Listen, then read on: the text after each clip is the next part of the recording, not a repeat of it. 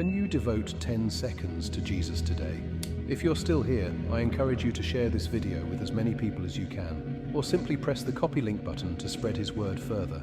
In Matthew 5:28 it says, "But I say to you that everyone who looks at a woman with lustful intent has already committed adultery with her in his heart." This verse reminds us of the importance of purity, not just in action, but in thought. Lust isn't just about the physical. It's about what's happening in your heart and mind. When we give in to lust, it pulls us further from God's presence and leads to guilt and shame. But here's the hope. God offers us a way out.